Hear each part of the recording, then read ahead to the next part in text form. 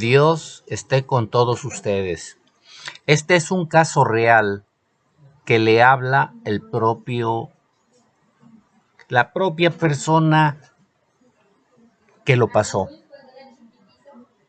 Es un caso de una vida llena de misterios y llena de muchas circunstancias. Y yo le puse el caso 1976.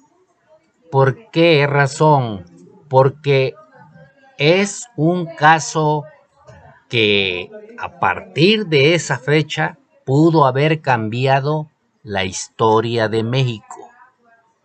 Pero este servidor inicia con la edad de 5 años, pasando pasajes totalmente llenas de misterio, algo que fue verdad, que muchas personas dicen que no existe, pero sí es verdad. Son pasajes cuando era joven, muy joven y niño, de mucho misterio. Y yo les digo, yo los viví. Aquí les empiezo a contar la primera parte de mi vida para poder seguir después la segunda parte.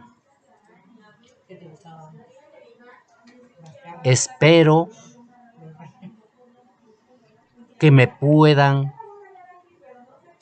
escuchar, porque es una historia apasionante, verdadera,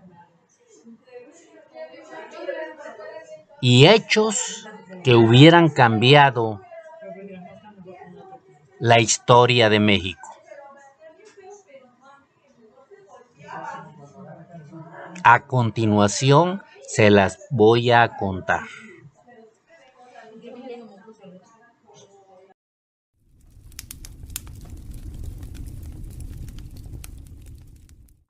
Todo empezó cuando tenía yo 5 años. Siempre en el lugar de Atoyac, Veracruz, jugaba en una plaza que a un costado pasaba el ferrocarril. Jugaba con otros niños.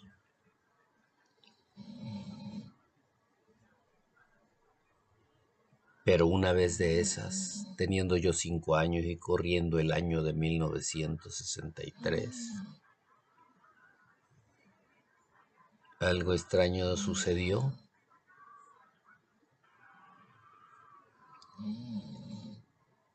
Dentro de esa plaza a un costado había una bajada empedrada que llevaba hacia un rastro donde sacrificaban al ganado, y estando al pie del río de Atoyac.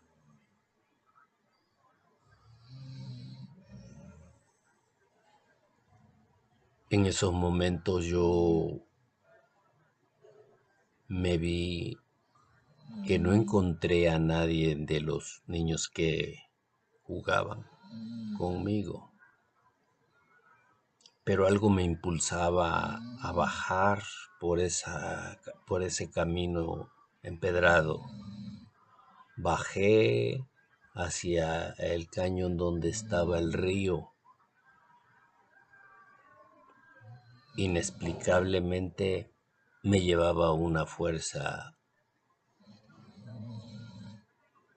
que yo seguía sin sentirla, pero yo caminaba hacia allá. Entonces fue cuando de repente a la hora de llegar yo no veía rastro, sino vi como una pequeña,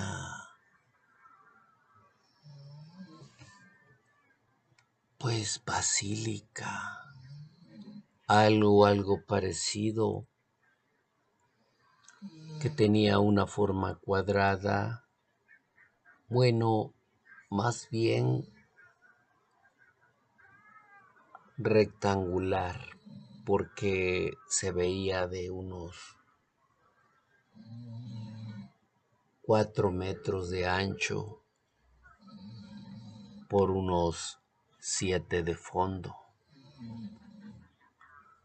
Había un escalón, por fuera todo era mármol blanco, reluciente, puro. Subí y en el corredor también tapizado de mármol blanco, muy brillante. Subí en un escalón más y entré. Adentro estaba cubierto de un mármol blanco reluciente, de primera calidad. Había 2 columnas que estaban forradas también del mismo mármol blanco. Todo era mármol blanco. Al frente había un escalón, subía y había un altar. Un altar que se ve que encima tenía una tela muy fina, redondeada y bordeada. Al fondo, una cruz. Hacia un costado, pegado a la pared, una escalinata, donde antes, hace muchos años, los había en la iglesia, y desde esa cúpula hablaba el Padre, los evangelios.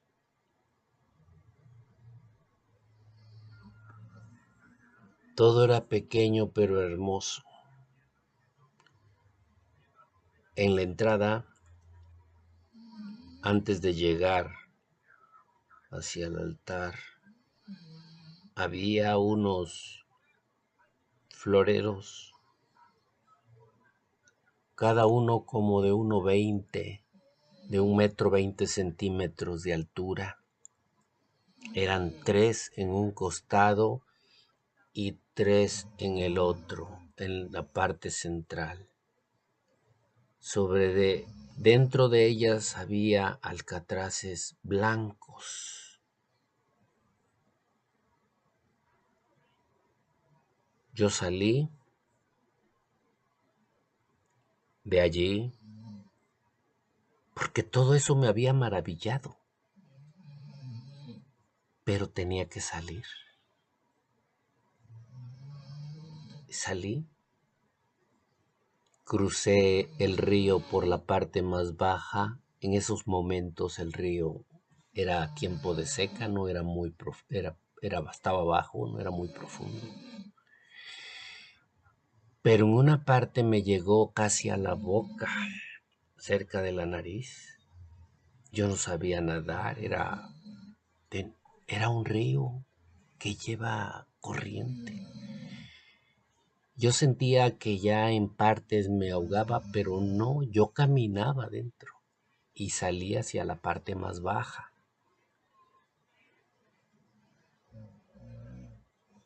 Hacía hacia el otro lado porque ahí dividía una pequeña isleta. Como estaba bajo el río, ya caminé, lo atravesé y salí al otro lado porque esa parte estaba menos profunda. Subí por un costado y encontré unas casas. Para llegar a ellas había un caminito y llegué a la parte de arriba de la calle que al fondo Atoyac tiene frente al río y frente al puente del ferrocarril.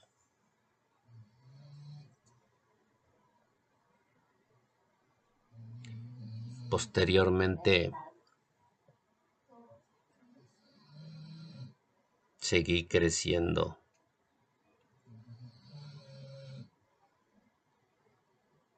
Era yo un niño callado,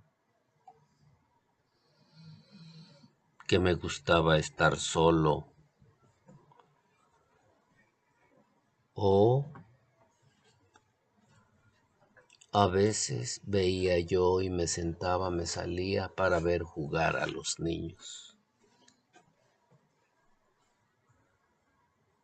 A veces me quedaba yo arriba y escuchaban mi voz porque esa casa en Atoyac que se encuentra en la mera esquina frente al puente de piedra que hicieron los franceses. Mi papá la rentó y puso allí una tienda. Mi padre desciende de raza árabe y mexicana. Mi madre en ese entonces, muy bella, por cierto, descendía de raza francesa y mexicana.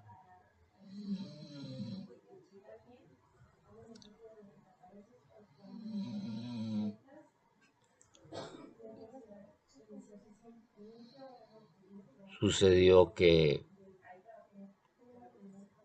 en esa casa que muchos conocen, es una casa que después iban a suceder las cosas más terribles que un ser humano podía escuchar, saber de leyendas o de cuentos o de fantasías, pero esto era real.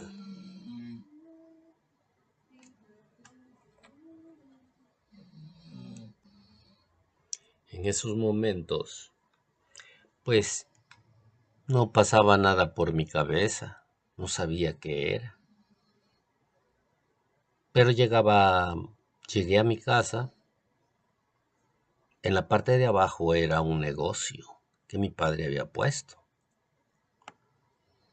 Y en la parte de arriba se hacían anteriormente los segundos pisos por dentro con tarima, así le decíamos nosotros, que eran unos rehilos y sobre de ellos se tiraban las tablas. Ese era el piso de la segunda planta y se le metía añil, todavía lo recuerdo, que era color rojo, y sus escaleras para subir a un costado. Mi padre era muy dedicado, un comerciante muy dedicado, muy triunfador. Era extraordinario, tal vez por su descendencia, pero era extraordinario. Y rápidamente hizo mucho dinero.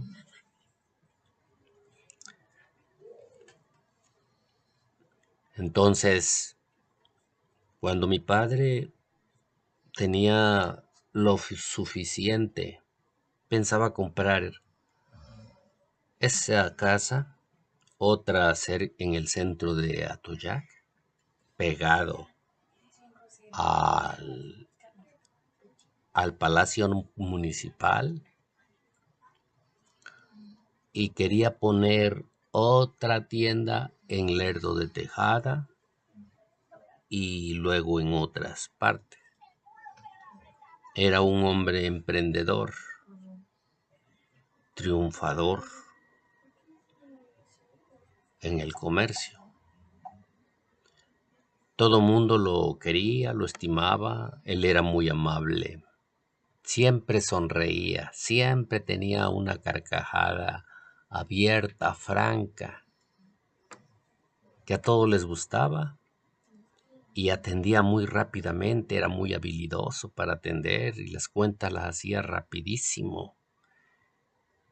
Y me acuerdo de los mostradores tipo español anteriores, y abajo del dependiendo del mostrador hacia abajo, el cajón donde van las monedas y los billetes.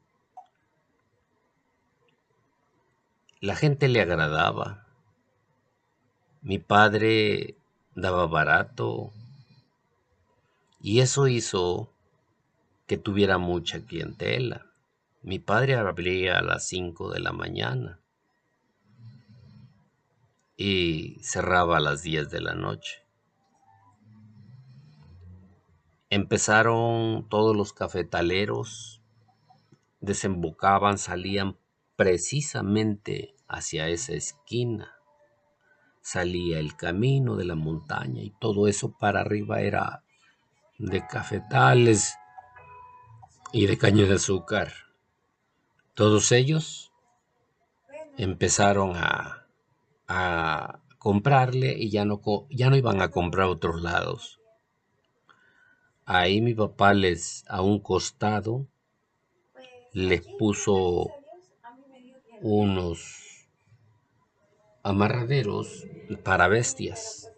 Usaban mucho las mulas y los machos porque son buenos para cargar.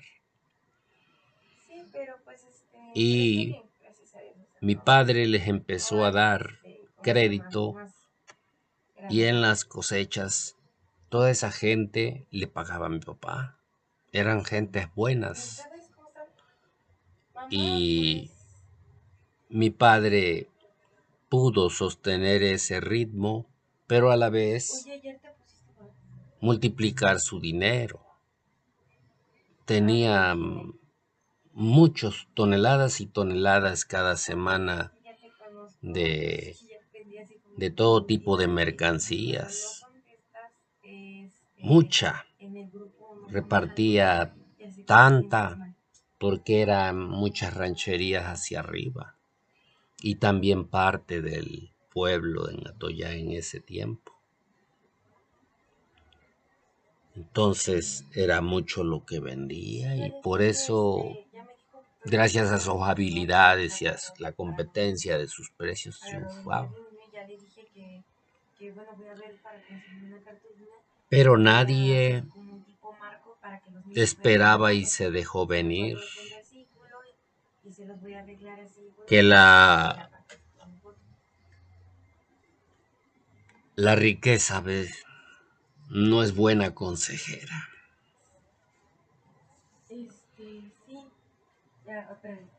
Y teníamos mi madre muy hermosa, pero con sentimientos no tan buenos, digamos, de ambición.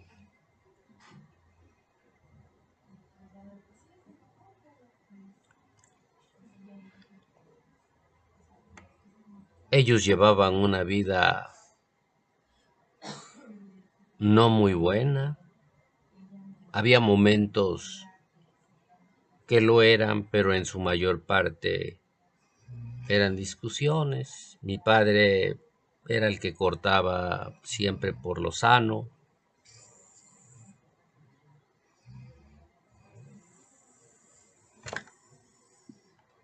Y a mí mi madre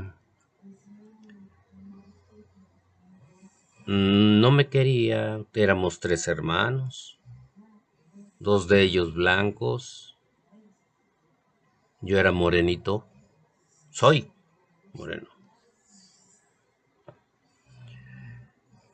Y no, me despreciaba, porque decía que me parecía yo y era yo prieto como mi padre. No era prieto, era moreno, mestizo, pero no me quería. Se avergonzaba de mí.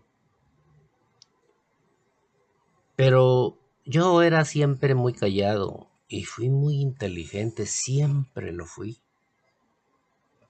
Había heredado a mi padre, porque mi padre era muy inteligente.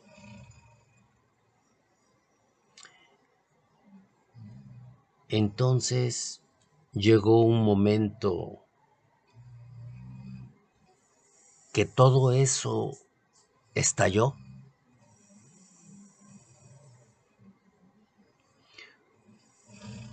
Lo que no sabíamos es que por qué esa casa cuando nosotros llegamos había estado en ruinas y mi papá la había reparado,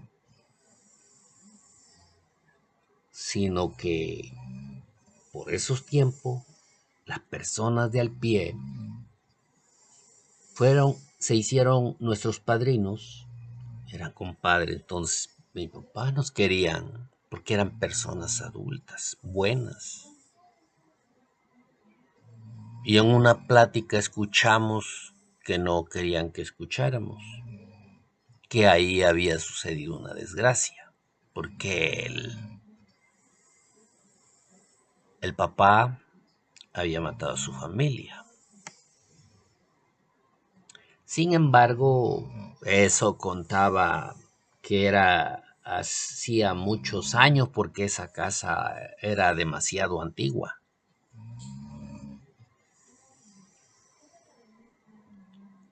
Entonces,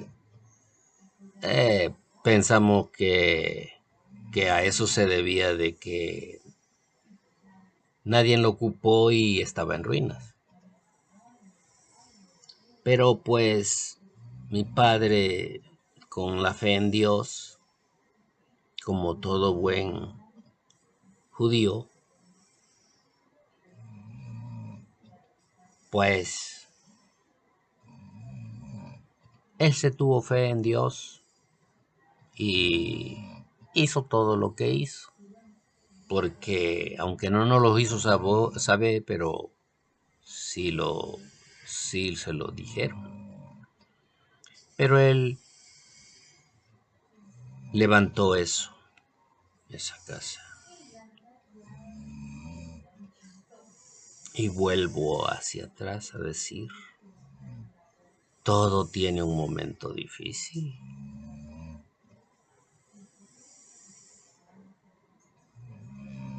Y fue cuando apareció de forma inexplicable, como si esa propiedad tuviera algo, como que la llenaba una cosa mala.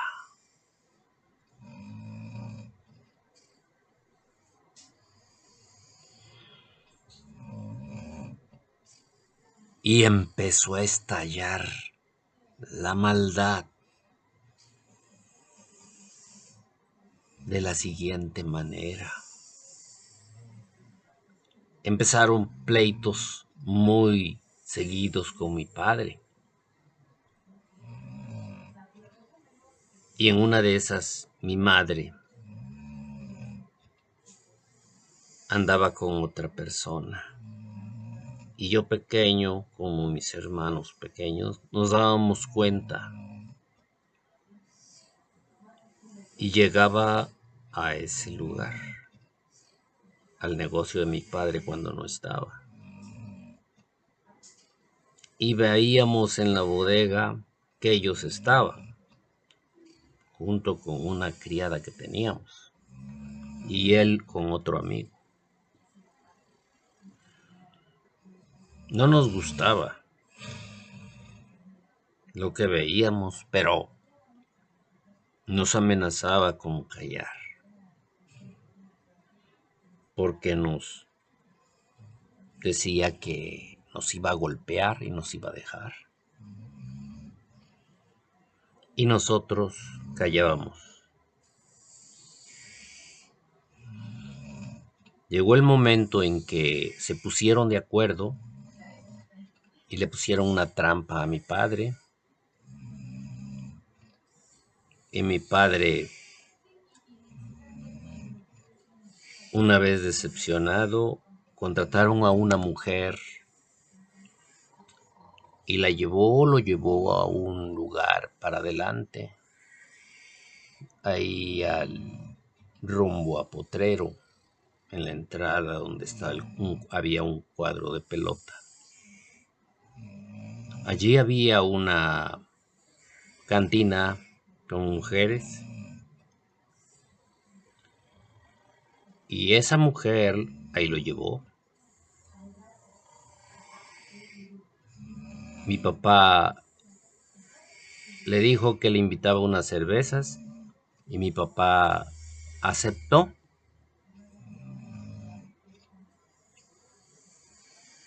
Se sentaron, pero a sus costados había gente que eran unos cafetaleros y unos que también sembraban caña.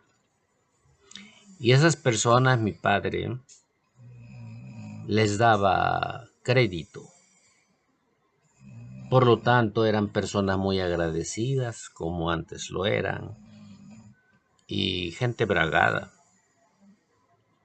Pero nunca pensaron lo que iba a suceder. Entonces,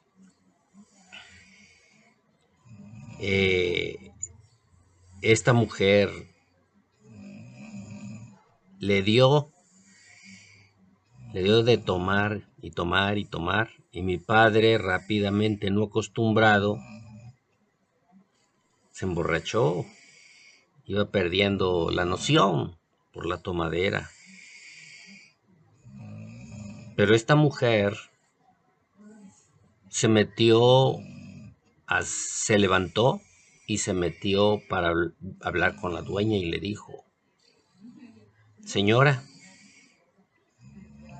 le tengo que decir algo. A mí me han contratado para que esté tomando con Lázaro.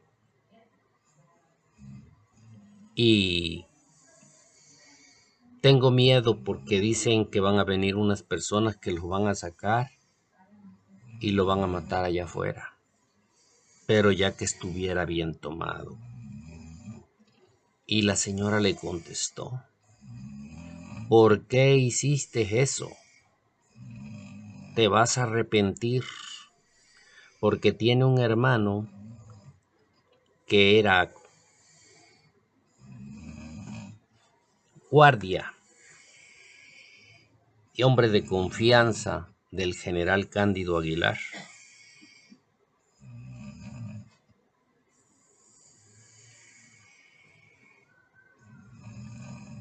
De nombre Hermilo Fernández.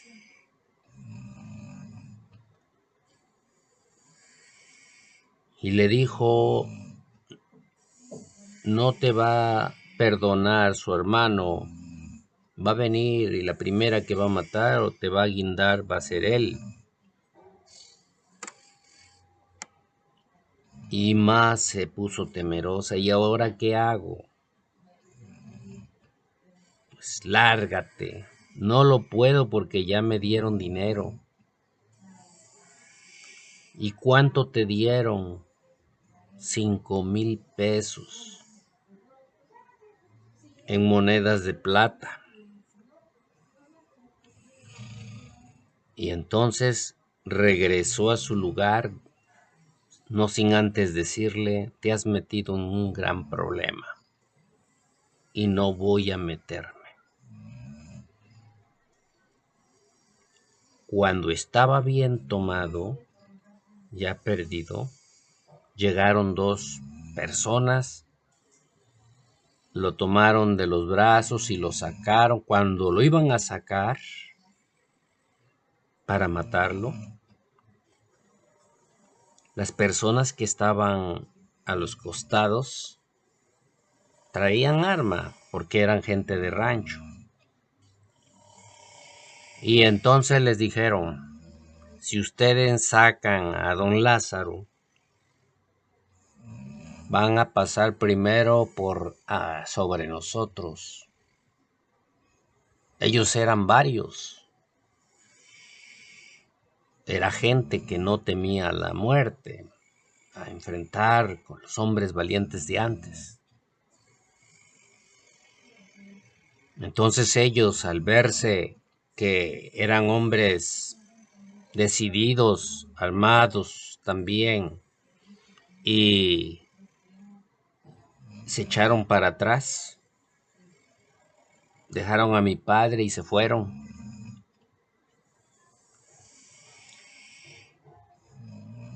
Llegó un carro de mercancía por ahí y le dijeron los muchachos que estaban allí, les dijeron al chofer que si podrían dejar porque ya le narraron lo que había ocurrido.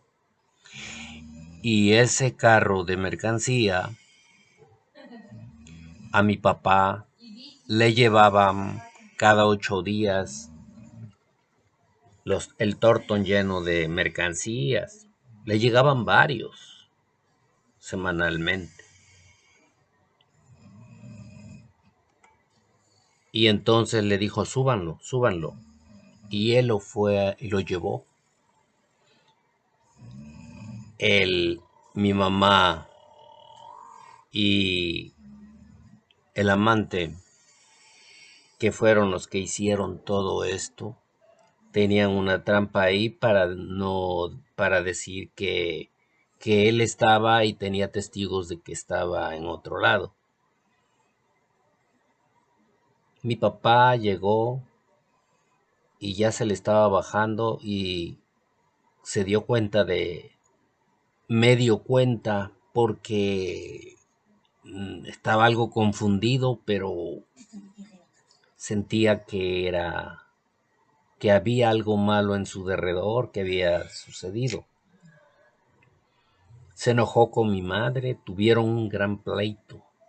Se acostó, se durmió. Y ahí inició la gran pesadilla de ese lugar. Pasando una semana, mi papá y mi mamá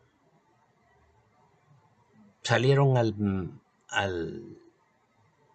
balcón de la casa, donde se veía al frente el cañón donde pasaba el río Atoyac, y enfrente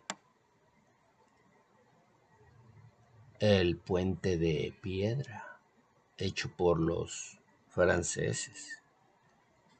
Y al fondo se atravesaba el puente del ferrocarril.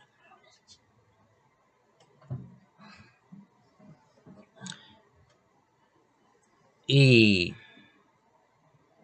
desde allí se miraba todo.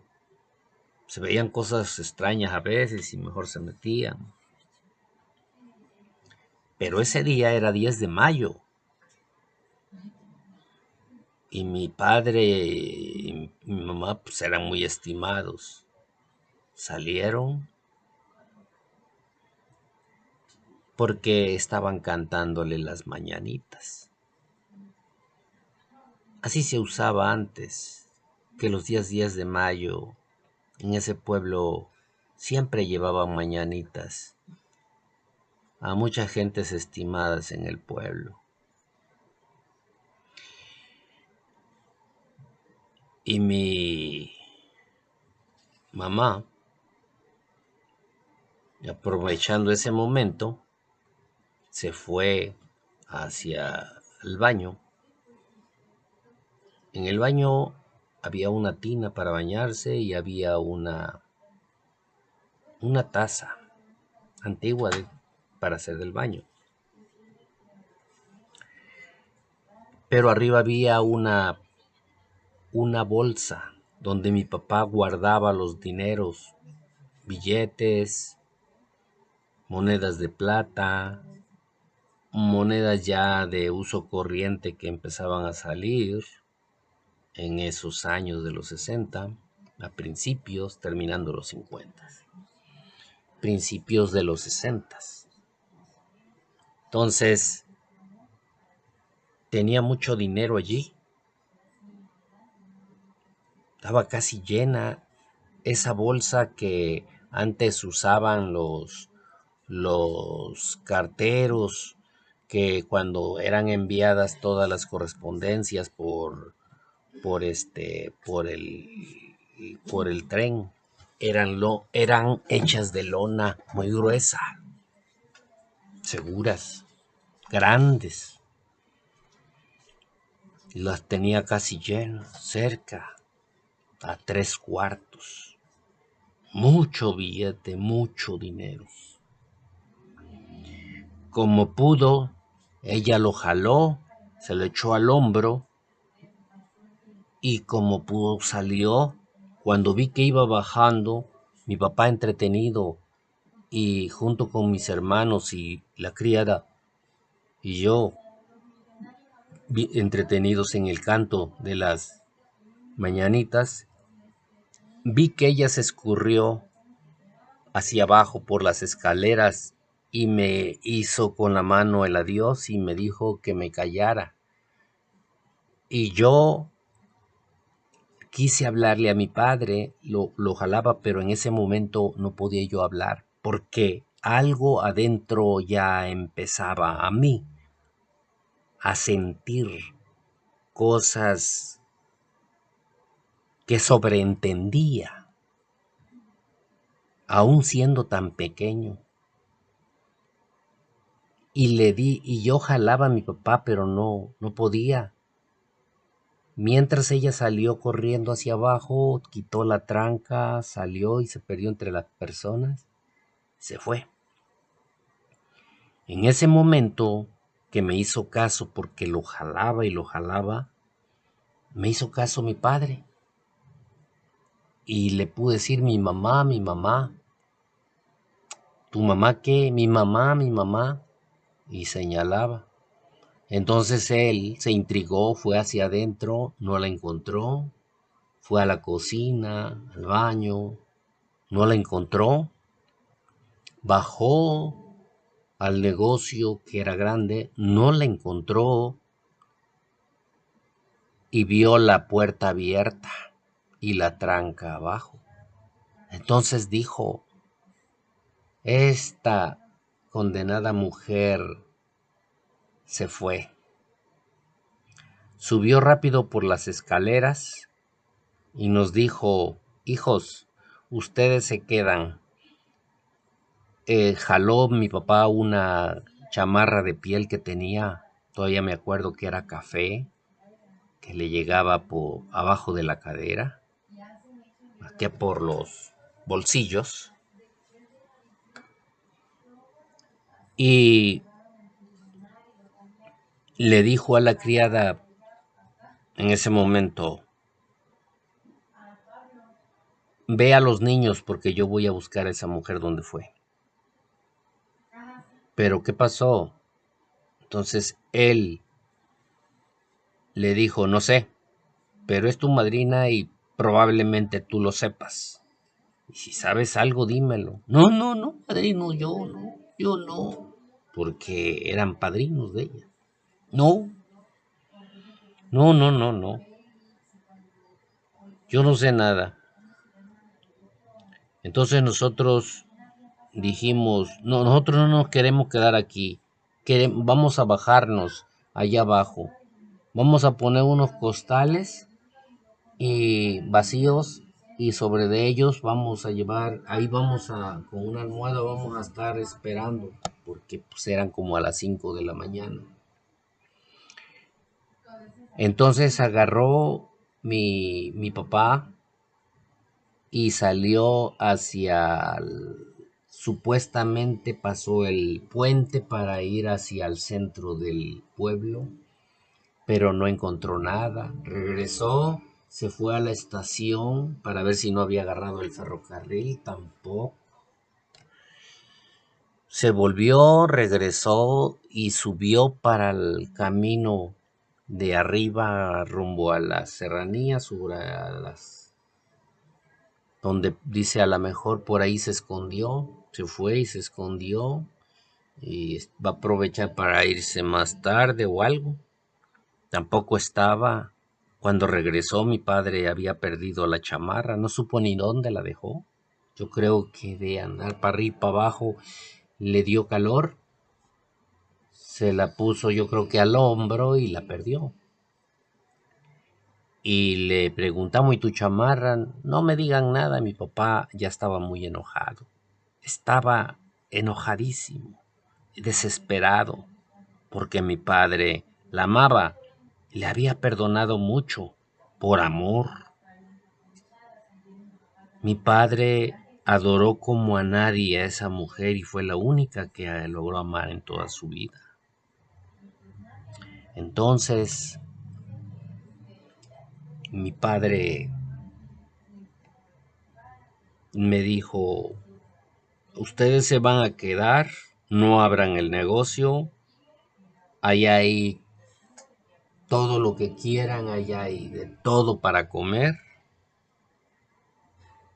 ahí mismo pueden agarrar lo que quieran. Yo ahorita vengo, voy a tomar el ferrocarril que pasa a las 8 de la mañana y me voy a Soledad de Doblado para ver si esta mujer está allá. Se fue con su... Pero antes mi papá subió, se dirigió al baño porque se le vino a la cabeza que probablemente el dinero se lo había llevado y no estaba equivocado, porque cuando llegó dijo, esta mujer ya se fue definitivamente, se llevó todo el dinero. Mi padre no lo llevaba al banco porque en esas fechas a veces los gobiernos tenían la forma de cambiar las monedas, los billetes constantemente y quedaban sin valor. Entonces mi padre los usaba mejor quedar en la casa y ir comprando todo lo que recibía en efectivo. Entonces, rápidamente él pensó lo peor y ya se fue a tomar el ferrocarril. A 2 cuadras estaba la estación del ferrocarril, llegó, se fue, llegó a su casa en Soledad y no había nadie. Su madre no quería a mi padre porque decía que su hija era muy hermosa. Y aunque mi padre era muy bien presentado, que tenía mucho parecido con Jorge Negrete, pero mi padre, ella quería cosas grandes. Decía a su hija, tú eres tan hermosa que debieras de casarte con un millonario, no con un pobretón, aún teniendo mi padre dinero. Entonces él agarró y cuando llegó le dijeron a qué iba. Y él nos platicó que lo maltrataron, y se regresó. Y como no pudo ya encontrar ningún lado, mi padre cayó en el vicio. Ese mismo día, mi padre se fue en la tarde, tomó dineros del cajón porque había todavía mucho dinero y muchas monedas, y se fue para ese lugar donde una vez lo iban a matar.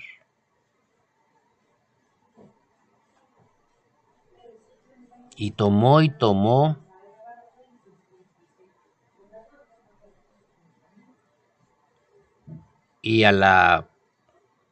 pero a la muchacha, su ahijada, la corrió él porque dijo que ella sí sabía entonces qué estaba haciendo ella. No podía no saberlo porque siempre era la confidente.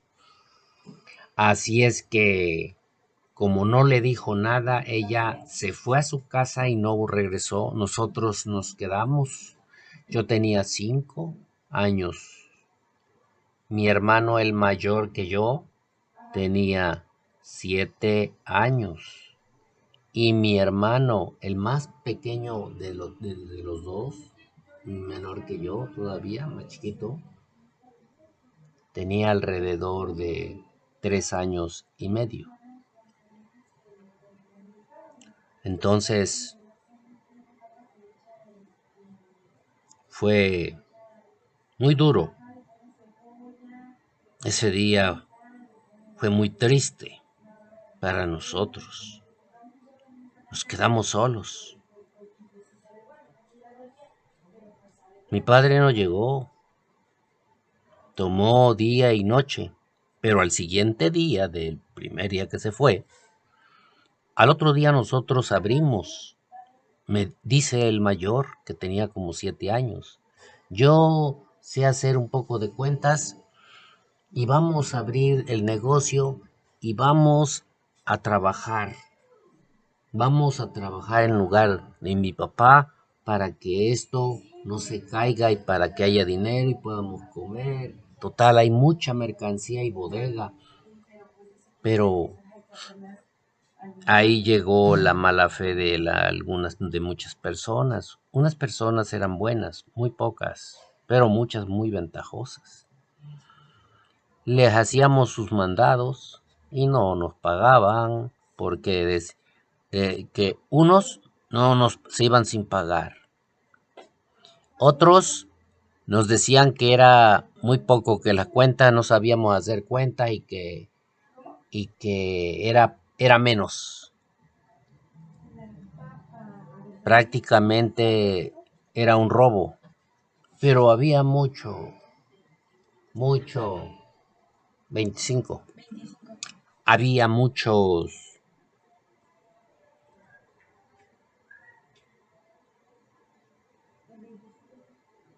pues cosas que vender.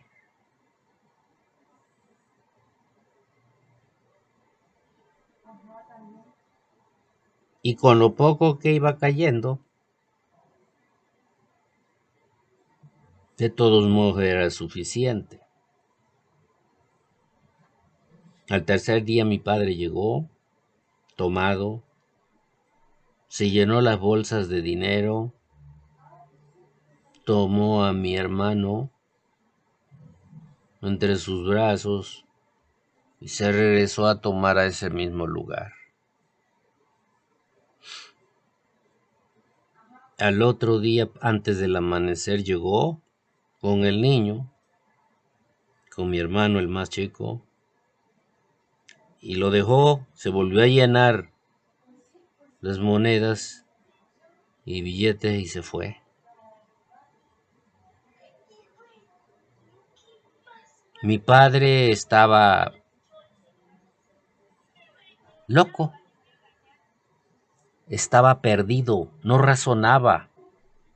Él traía en su mente nada más a su esposa que tanto amaba. Él no podía pensar en otra cosa, sino en su tragedia de amor. porque la amaba con todo el amor que un hombre puede dar. Todo lo hacía por ella y él se enloqueció. Y nosotros abrí, vendíamos disque, mas nos robaban y se iba quedando vacío. Y cada vez más. Pasaron 6 meses y él en la misma. Ya había muy poca mercancía. Le dijeron, le avisaron a mi abuelita. Fue una persona de allí encargada de que lo que estaba sucediendo con nosotros. Y vino mi abuelita, la mamá de mi papá. Ya estaba viejecita, tenía como 70, 80 años más o menos. ¿Por qué no sabía en ese momento su real edad? Pero así se veía. Eso sí, muy fuerte. Llegó, nos abrazó, nos dijo: hijos, ahorita voy a hacer de comer para que coman. No, abuelita, si aquí comemos, tenemos de todo. Aunque ya no hay casi, pero comemos. No, yo les voy a guisar. Y mi abuelita vio cómo mi papá llegaba y se volvía a ir. Entonces hablaba con él, pero él no le hacía caso. Entonces mi abuelita dijo: esto no es normal. Empezó a lo que toda madre presiente. Esto hay algo más aquí de eso. Entonces agarró y dijo: mi abuelita era muy católica, todos los días a las 5 de la mañana, porque antes había misa de las 5. Ella se levantaba y se iba a misa. Entonces ella le pedía mucho a Dios y al rosario todo era una costumbre que antes de dormir el rosario completo se rezaba. Y nosotros nos hacían cara, hasta nos dolían nuestras piernitas de tanto estar hincado. Y rezábamos. Mas una noche de aquellas empezamos a sentir cosas arriba de la casa, como si fuera un animal muy grande, y se azotaba sobre las láminas de arriba y sobre unas tablas que mi padre había puesto para que se utilizaba como si fuera un tapanco. Pero arriba, en las láminas, se oía el azotar de una bestia, porque no se podía decir, porque era algo que era muy pesado y se oía que era pesado y grande. Y se azotaba y después se retiraba. Eso sucedía, empezó a suceder, eso de las 12, 1 de la mañana.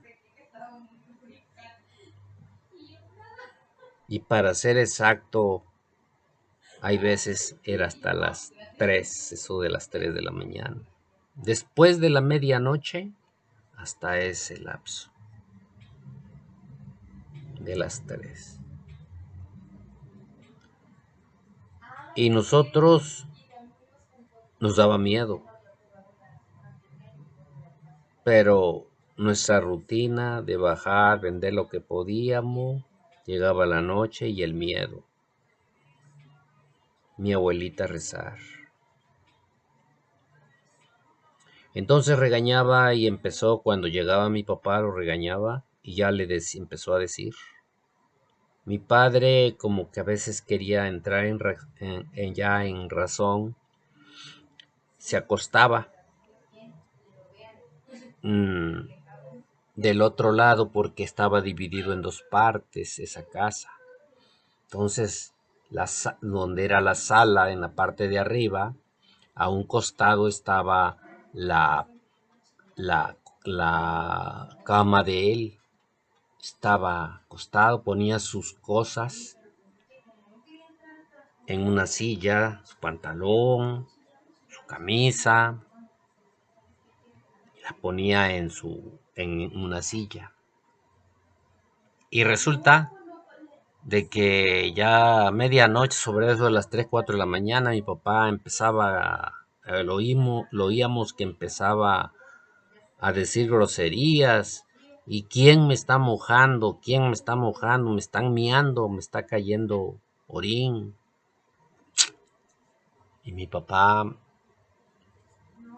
nosotros nos levantábamos rápido por el escándalo y prendíamos la luz de donde él dormía y le decíamos, padre, ¿qué te pasa? Nada, es que me orinaron. Y lo tocábamos todo y estaba seco. No, no, también mi ropa aquí que está en la silla. No, papá, está seca. Dice, no. Al siguiente día lo mismo. Sucedió lo mismo. Sucedieron varias veces. Y entonces, en una de esas, mi papá volvió a seguir, se fue a seguir tomando. Y empezaron a suceder las cosas más terroríficas que un ser humano puede vivir. Antes, en las partes de arriba, habían por costumbre hacer sus puertas, pero de dos hojas. O sea, el pasador iba en medio que unía la mitad de la, de la puerta arriba en el segundo piso y la otra mitad. Entonces se cerraba por en medio con un pasador y arriba se les ponía los cristales, abajo era de madera. Entonces se pintaban, muchas veces se pintaban de color esos vidrios. Esa se abría para poder salir al balcón. Bueno, ¿por qué les digo eso? Porque precisamente en esos días que se fue mi padre nuevamente, de repente empezó a abrir, a quererse abrir, algo empujaba la puerta donde nosotros dormíamos. Se hacía muy feo como que querían abrirla y se meneaba para allá y se meneaba para acá y pareciera que iba a romper las cerraduras y se iba a abrir. Y entonces eso era por el lado del balcón, digo, ¿cómo va a ser posible? Entonces nosotros entendimos que no era nada bueno. Y entonces agarramos y dijimos, ¿qué será? Y mi abuelita entendió rápido. Y dicen, ínquense, ínquense. Y empezó a rezar el rosario, y a rezar la magnífica y todo. Y todo se fue. Se oyó un revolcamiento nuevamente arriba y se fue. Regresamos. Todo pasó. Al otro día comentamos Y entonces mi abuelita, llegó mi papá y mi abuelita sí lo regañó fuertemente. Dijo, aquí suceden cosas muy terribles y aquí hay un maligno. Te voy a llevar a curar. Mi padre se oponía. Y nuevamente se llenaba las bolsas y se iba. Pero al llegar la noche, sucedió algo. Como las tarimas en el segundo piso, las, las tablas, luego con el calor y la limpiada se abren, se veían rendijillas pequeñas, pero se veía hacia abajo. Y de repente, nada más sucedió así de repente. Que ese día, esa noche, siendo la medianoche, de eso de la medianoche, porque no era de madrugada, vimos como que se prendía algo abajo porque vimos entre las ranuras que hacia arriba entraba la luz por entre las rendijas del piso. Pero pues nosotros todo apagábamos y cuando apagamos, que hasta nos daba miedo, nos íbamos corriendo rápido para nuestra recámara, que era una sola. Ahí dormíamos todos nosotros. Entonces, una vez que veíamos eso, empezamos a escuchar. Antes había unas rocolas que se les echaba un peso. En ese tiempo eran 20 centavos también. Echaban y salía una y se oía como la moneda pegaba y caía hacia la caja donde cae el dinero. Y empezaba a salir la música. Y empezó a escucharse algarabías abajo, de como si hubiera mucha gente. Era como una fiesta. Abajo se oía. Y la rocola no dejaba de tocar. Y se oía cómo abrían el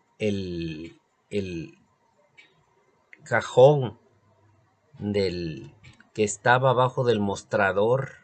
Era grande y pesado. Cómo se abría y sonaban las monedas y caían y las volvían a cerrar. Y nuevamente seguía.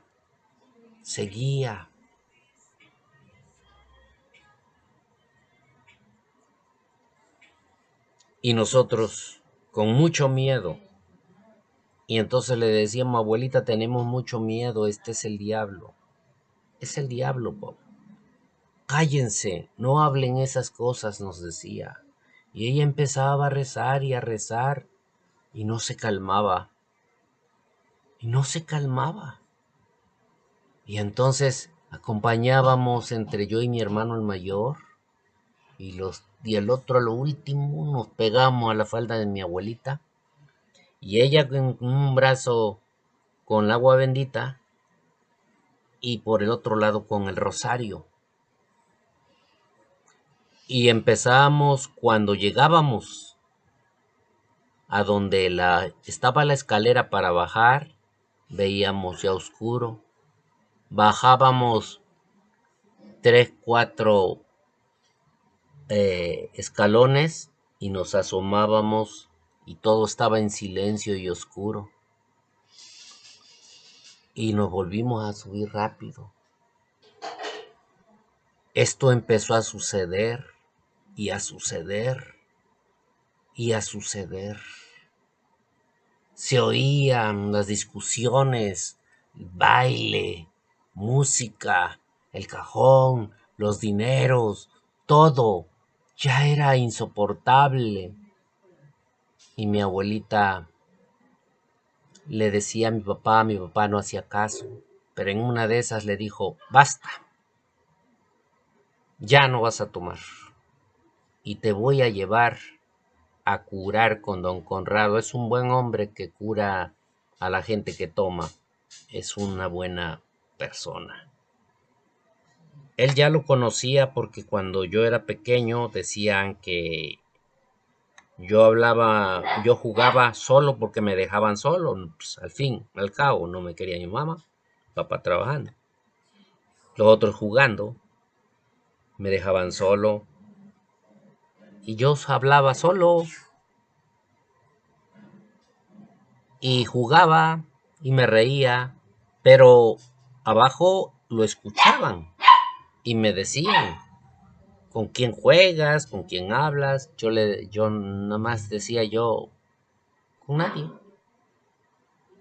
Siempre sucedía eso. En esa época me habían llevado con ese señor. Por eso es que lo conocía mi abuelita. Y yo le dijo el señor Conrado a mi mamá y a mi papá, no se asusten, su hijo no tiene nada. Y es un ser que lo cuida, juega con él y lo cuida. No le va a hacer daño porque ella se encarga de cuidarlo. Nada ni nada le puede suceder.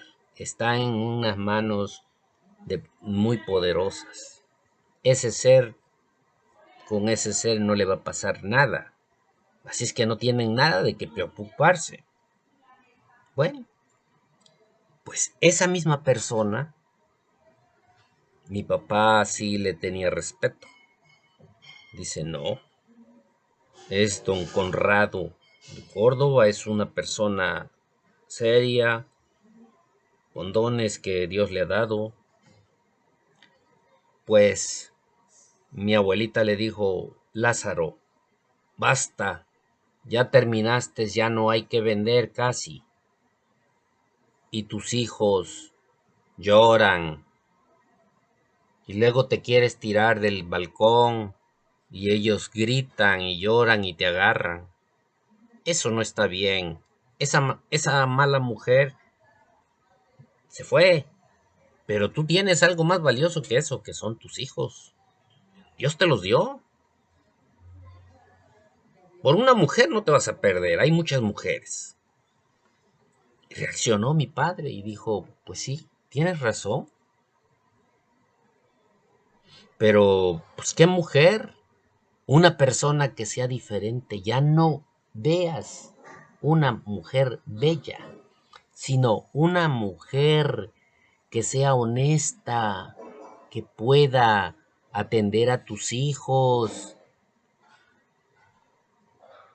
Yo estoy muy anciana y tengo que irme porque allá también están mis hijos, los otros y mis otros dos. Tú lo sabes, mi hija, mis dos hijos. Tengo que estar allá.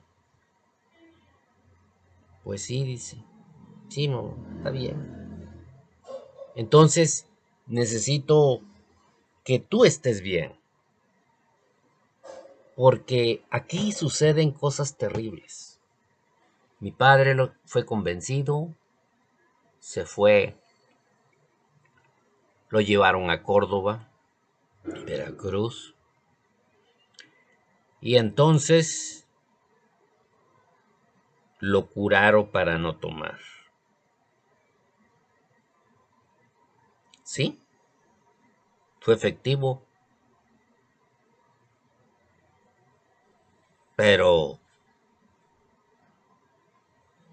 empezaron, seguían las cosas en la casa, seguían sucediendo cosas diabólicas. Nosotros decíamos que era la casa del diablo. donde hacía su fiesta. Entonces el Señor le había dicho: "Oh, ahí hay maldad, mucha maldad, porque ahí hubo una tragedia, mucha maldad. Pero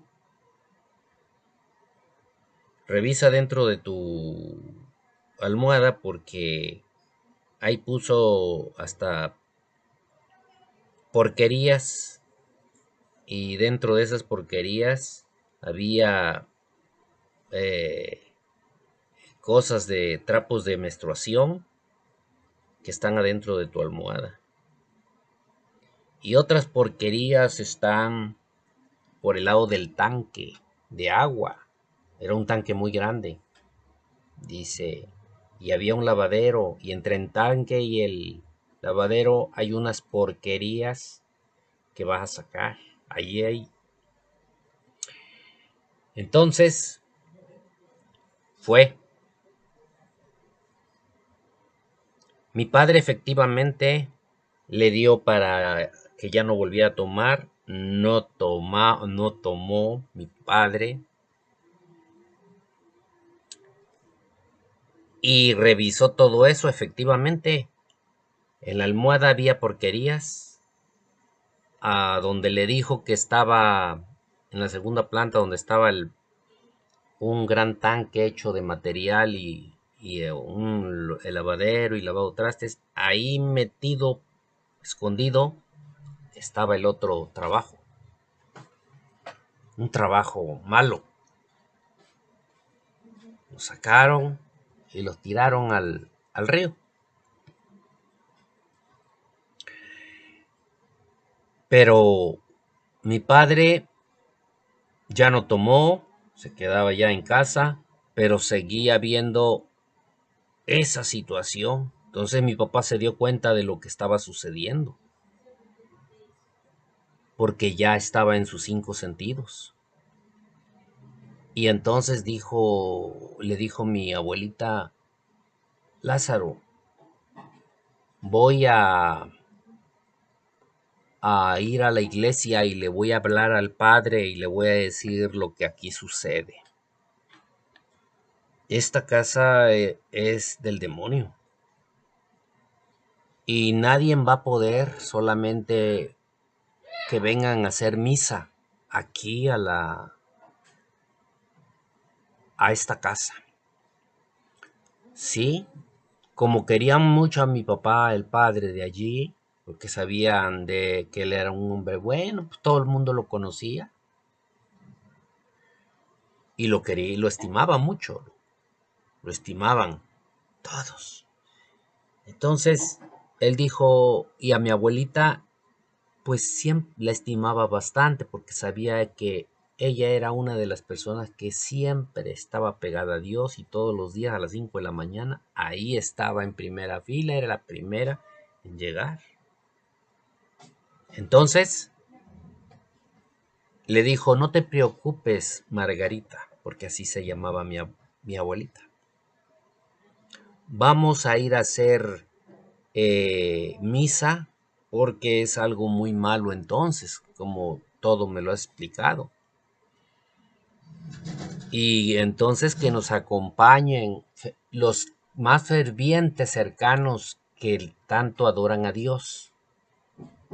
Entonces las personas grandes, más allegadas, muchas, entre ellos la mayor parte eran mujeres, jóvenes y ancianas, conocían a mi padre y, y eran muy católicas, o sea, amaban mucho a Dios. Llegaron siempre cubierta su cabecita como Dios lo ordenaba, y empezó el padre a hacer la misa. Eso lo hizo en el día. Y empezó con su, con su bastoncito a regar agua todo la casa, baño, toda la casa por fuera, hacia arriba, hacia las láminas, tiró agua bendita y rezando, iba rezando. Todo.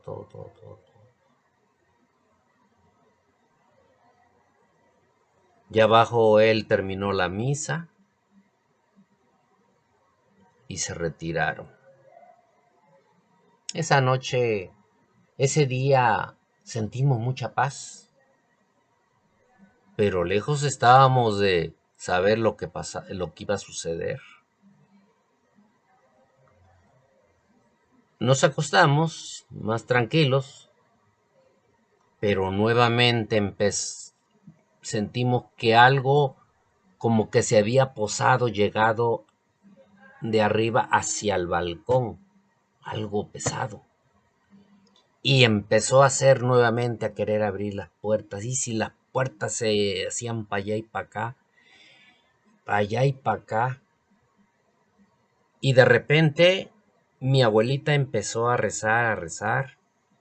Y ese ser se fue para el otro lado, donde en la otra división donde estaba la sala y dormía mi papá, esa, ¿cómo se llama? Esa puerta también se hizo para allá y para acá, para allá y para acá, se hacía para allá y para acá. Y entonces nosotros rezando. Pero mi abuelita, hay una oración que se llama Por delante de San Ignacio de Loyola. Y abajo traía otra oración que se llama La Magnífica. Siempre ponía una silla de madera que por el centro era de mimbre. Ahí ponía una veladora y puso la oración antes de acostarnos, antes de que sucediera esto. Bueno, aquel mientras dormía, oímos eso. Cuando estaba ya por abrir, que no podía abrir la puerta, oímos que en la puerta de donde se encontraba mi papá, rompieron el vidrio de arriba, porque antes se utilizaba así como vitrales. Lo rompieron y algo entró por allí. Cuando se oyó eso, nosotros dijimos, abuelita, ya entró el diablo, ya entró. Hijos, cállense, recen, cállense. Nosotros abrimos la puerta rápido para donde estaba mi papá para ver qué pasó. Encendimos las luces. Vimos a mi papá porque no nos vino. Lo primero que quisimos ver fue si mi papá estaba bien. Pero mi papá estaba bien. Y los vidrios estaban en el piso, todos desquebrajados. Nosotros, como vimos a mi padre ya tranquilo, nos fuimos a acostar, pero mi hermano imprudentemente rápido salió para ver, asomarse qué era lo que había estado, lo que sucedió en ese momento. Y en ese momento se oyó como que algo que golpeaba y se fue como alas, como unas cosas grandes. Entonces dice él que vio una cosa grande con alas que golpearon, pero que se perdió, porque es como que voló, ¿sí? Entonces regresamos y nos acostamos y mañana vamos a recoger eso. Cuando nos acostamos oímos que empezaron a azotarse, pero que esta vez salía de entre las tablas ¿cómo se llama? Y las láminas que había, como tipo tapanco, como había yo hablado. y salieron de allí, de arriba. De allí hacia arriba. Se azotaron varias veces, se fueron, se oyó cómo se alejaba y sí se oyó como un aleteo y ya no volvió. Ya no hubo nada abajo. Esa noche la pasamos ya el resto de la noche tranquilo.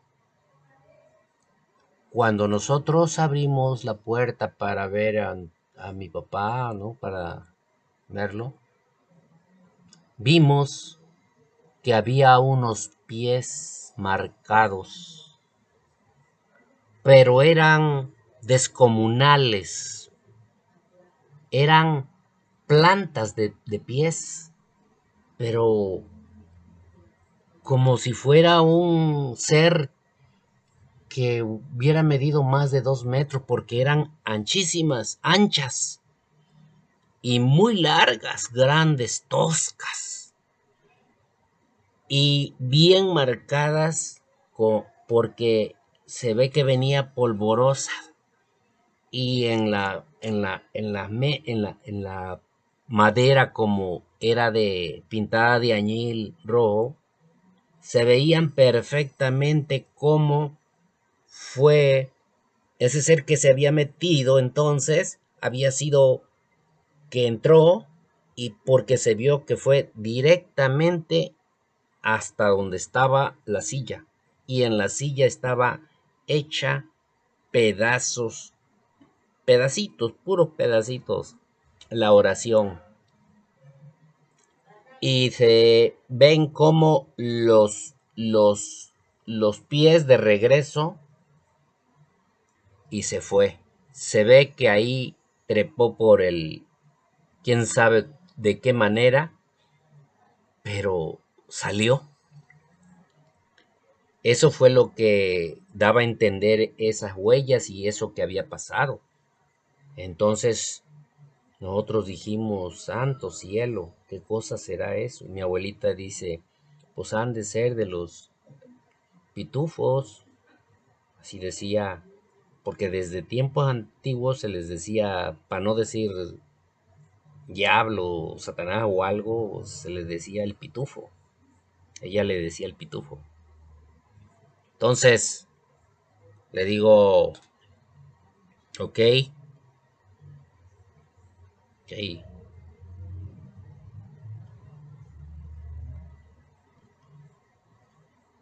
ya nada volvió a suceder. Pasamos el día, mi papá vio que ya estaba quebrado él y no había dinero y estaba quebrado. Ya no podía hacer nada mi papá. Entonces mi papá estaba decepcionado. Todavía la Iberia en Córdoba, que era en ese momento la más fuerte casa comercial que había, dueño de unos españoles, eran los dueños de la Iberia. Entonces les dijo a mi papá, Lázaro, si quieres yo te vuelvo a abastecer y tú me vas pagando porque tú eres mi mejor de todo aquí la región de Córdoba, tú eres el que más vendes, eres el mejor, eres quien tú nunca tienes deuda conmigo, jamás, jamás lo has tenido. Y sé que eres un buen hombre, sé por lo que has pasado, eres el mejor de los comerciantes que yo he visto, yo sé que tú te vuelvo a dar y yo sé que tú vas a volverte a levantar. Después hasta me vas a ganar. Papá se rió y le dijo, no, muchas gracias. Yo tengo que salir de aquí porque no me siento bien y esto me trae muchos recuerdos y mucha maldad. Dice, pues si tú gustas, yo te puedo ayudar. No, muchas gracias. No tengo ganas de hacer nada, ni atender nada. Quiero irme. Me tengo que llevar a mis hijos, buscar a alguien que los atienda. Pues sí, pero se fue, pasó. Siempre veía, con lo poco que había, que fue vendiendo, una muchacha que bajaba del cerro, que era pues media gordita, nativa, y siempre le llevaba en su canasta comida a sus hermanos que trabajaban en el ingenio del Potrero. Entonces iba y regresaba. Mi papá era bien presentado, lógico que se le quedaba bien, dice, una persona le dijo a él, mira, esa muchacha es una buena muchacha que se está haciendo grande, ya tiene 28 años, se está haciendo grande, su papá es muy celoso, su papá la tiene muy estribo y la usan nada más como mandadera y tiene que hacer todo. Ella vivía hacia la parte del camino para arriba, rumbo a la ranchería, ¿no? Entonces, dice, allí tenía una pequeña finca, su papá. Entonces, agarró mi papá, y le empezó a hablar, y mi papá siendo bien presentado, y, y ella, pues, le gustó mi papá, y pues ya quería, ella también, por sus años, ya quería una pareja, ¿no? Dejar esa monotonía que iba a ser de ella. Entonces, mi papá optó un día. Ella según salió mandado, bajó a mandado, pero mi papá la agarró y ya la subió a la casa y nos dijo, hijos, vengan para acá. Esta mujer es una señorita, no crean que es una mujer, es una señorita de casa, pero ya está grande, tiene 28 años. Ya no busco bellezas ni nada. Es una buena mujer, no tiene maldad alguna y todo. Ella va a ser su mamá, si ustedes quieren, su nueva mamá. Sí, sí, la vamos a respetar como mamá. Dijimos rápido porque nosotros, pues, lo que habíamos pasado era terrible. Entonces, dijimos, ¿no? Sí, y nos dio gusto, porque veíamos, empezó mi papá a la risa. Y como vimos que nunca había ya sonreído, por primera vez lo vimos feliz. Y nosotros decimos, papá, papá, estamos contigo, no te preocupes. A ella va a ser nuestra mamá y le vamos a hacer. Y ya, sí. Bueno, como no hay muchas cosas, por lo poco que hay, pues, se va a vender. Las cosas que no haya, ustedes van a ir a traerla. Sí, sí, sí, sí. Yo levanté, fui el primero que levanté la mano. Yo voy a ir yo le hago todos los mandados que ella quiera. Mi hermano Toño, el mayor, también dijo yo lo voy a hacer, yo lo voy a hacer. Hasta el más chiquito también, yo también voy, yo también voy, yo voy. Bueno, ella sonrió y nos vio y pues no sé qué sería de su pensamiento en ese momento, pero ella empezó a sonreír y se sintió feliz.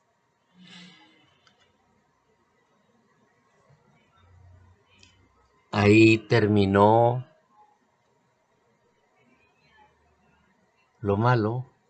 Mi papá, al mes, salimos de esa casa y le dieron trabajo en una carnicería en el centro del pueblo.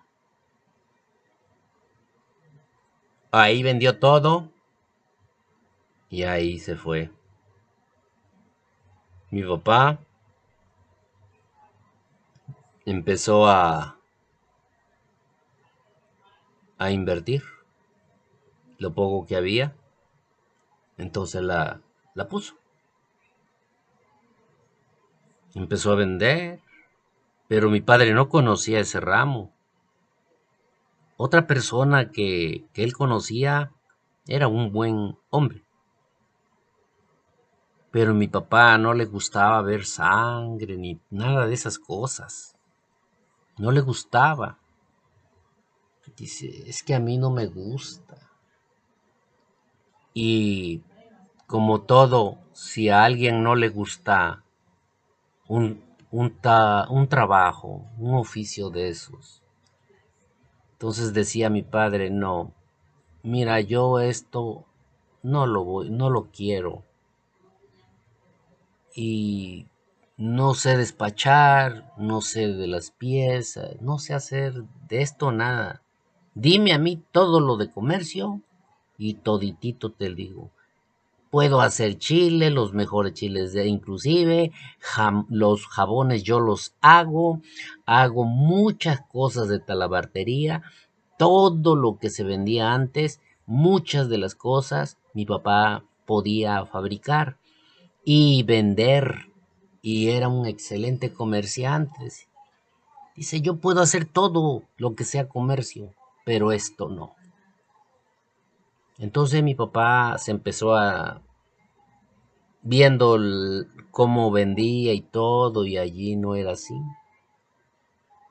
Entonces agarró él y había un señor, unos italianos que querían mucho a mi papá, como lo sentían como muy cercano, como si fuera de su familia, porque lo querían mucho, lo estimaban mucho. Y uno de ellos andaba un poco descarrialón, era una persona un poco andariega y eso, pero tenían dinero. Y le dijo, oye Lázaro, nosotros vemos que tú no estás bien, ni estás feliz, porque ya hasta pleito te vino a echar el papá de la muchacha y a ti no te gusta esto. Tu giro es ser un comerciante, eres el mejor. Sí, dice, así es. Mira, vámonos a Catemaco. Y allí yo voy a poner, ya tengo visto dónde voy a poner una tienda. Es más, para acabar, ya la renté. Ya nada más falta que te vayas conmigo y me hagas la lista, todo lo que se necesita. Tú la vas a atender, tú vas a ser el dueño, tú lo vas a atender. Yo sé que contigo la vas a hacer triunfar. ¿Sí? Te voy a pagar, pues te voy a pagar tu salario y eso. Y ya después ya veremos qué pasa. Bueno, sí, sí, sí. Mi papá ilusionado de volver de salir de ese lugar, pues él se maravilló y luego ir al oficio que tanto le ha gustado, pues se puso feliz, se fue. Mi madrastra le arregló sus cosas y se fue con él. Él hizo la lista de todo lo que se necesitaba, lo abastecieron. A los 2 meses que se había ido, regresó por nosotros, nos fuimos y llegamos a Catemaco, a una vida con más misterios.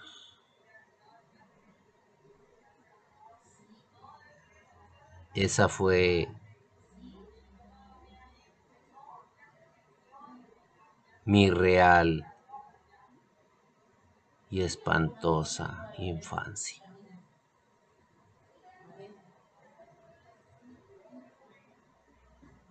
Pasaron los años, estudiamos, yo sufrí mucho porque tenía yo que ayudar a mi padre, a mi madre, a mi madrastra más bien, pero yo les decía mamá. Pero pues ella era muy dura conmigo, fue muy dura. Yo hay veces ya no quería vivir porque pues, era muy dura y era mucho el trabajo que me entregaba para hacer y yo estudiaba. Dios me había dado un privilegio, ser muy inteligente. Era el más inteligente de mis tres hermanos. Yo hacía mis cosas y nada más pensaba yo en la escuela, en lo que había en los pizarrones, cómo los borraban. Tenía yo una mente fotográfica. Podía yo ver hasta los pasos que daba el maestro cuando entraba. Sabía, me daba yo cuenta como película, grababa yo dentro de mi mente toditito los movimientos, todo lo que se había hecho y todo lo que en el pizarrón se hacía, todo lo que se leía en los libros de historia, geografía, civismo, matemáticas, problemas, todo. Yo lo, todo lo captaba, todo, todo captaba. Todo siempre era el primero en entregar cuentas, en resolver problemas, en pasar a explicar los temas de historia, de geografía, de matemáticas, de todo lo que en ese momento una educación muy diferente a la de ahora, muy potente, muy superior. Entonces sí, estudiábamos lo que eran las matemáticas, o sea, la aritmética básica, toda bien, como debe de ser, completa, hasta llegar a las raíces cúbicas. Veíamos historia, historia de México, real, como debe de ser, desde la cultura olmeca hasta llegar a la última, la azteca, cómo llegó, de dónde vinieron, todo, de la cultura olmeca que dio origen a la tolteca, que dio origen a la maya. Y eso ahora no se dice, pero todo eso lo absorbieron los zapotecos aquí en el Tajín, los, en Monte Albán, en Oaxaca, los totonacas acá, los zapotecas, y algunos más. Esa cultura, esas culturas grandes, y después como recorriendo a través de más de 1000 años y recorriéndose cómo se formó la cultura maya y después cómo salieron de Aztlán los aztecas hasta llegar al Valle de México, toda la situación que habían pasado, de sus dioses, de las formas, de sus sociedades, de todo. Eran enseñanzas detalladas, extraordinarias que ahora no veo, no puedo ver en estos libros. Una geografía bien avanzada y definida, sus conceptos bien definidos y claros, que ahora no lo veo y que los muchachos no saben ni dónde están los países, ni qué capitales eran, ni qué ríos, ni qué montañas, ni qué mares. Y antes sí, de aritmética básica ya ni se diga, nada en comparación. Ni siquiera los de secundaria conocen bien la aritmética. Libros, que han cambiado mucho. Tengo fe en estos tiempos que mis nietos que vuelvan esos sistemas de educación que existían porque los hombres y los científicos que ahora son científicos, muchos de ellos en países europeos y en Estados Unidos, así salieron de esas enseñanzas. Hay en la NASA, hay en los principales centros de investigación y de laboratorios, hay mexicanos de esa época.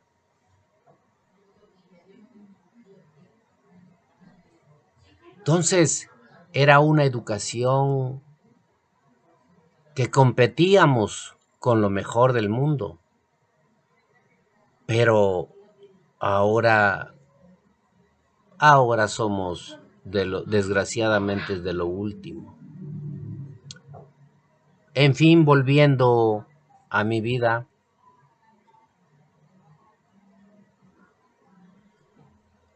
me volví famoso porque todo lo sabía, me llevaban a otros grados a darle de arriba para irles algún tema de historia o de geografía o de matemática que no sabía. Y luego los regañaban y les decían, les voy a traer uno de un grado más abajo y les va a venir a enseñar esto. Iba yo, me decían, quiero que les enseñes aquí aquí a estos muchachos que hay un niño que viniendo de abajo es muy inteligente y conoce, y ellos, ¿por qué no van a entenderlo? Y aquí contigo se los voy a comprobar. Háblame de estos temas y de esto. Historia, geografía, lo que me pedían. Se los enseñaba yo. Todos se quedaban admirados. Y les decía yo, tienen algunas dudas, pregúntenme. Y decían, no, ¿cómo vamos a preguntarte si tú sabes todo? Y ya la maestra me decía, bueno, ya gracias. Te agradezco que hayas venido, muchacho. Que te haya dado permiso tu maestro. Retírate. La escuela, contar con un alumno como tú es muy orgulloso contigo. Hemos tenido muchos premios.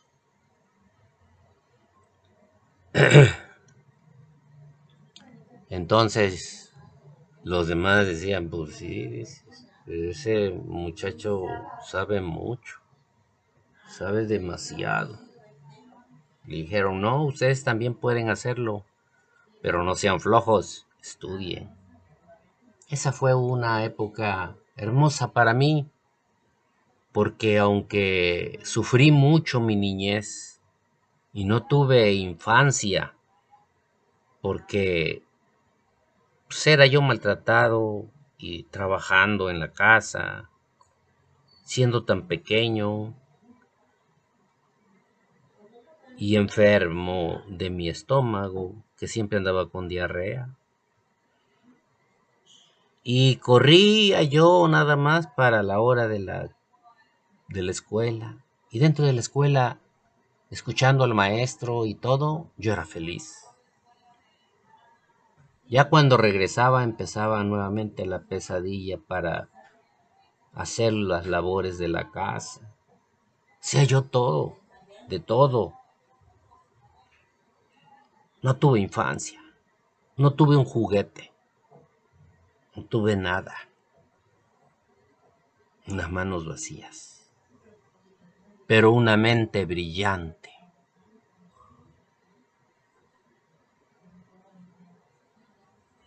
Y pasé a mi secundaria y me volví un líder. Y ayudaba a mi padre a vender leche.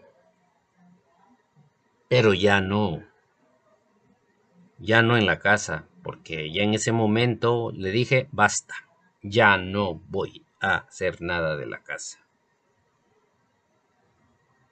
Ahora voy a trabajar, a ayudar a mi padre y voy a dedicarme a la escuela.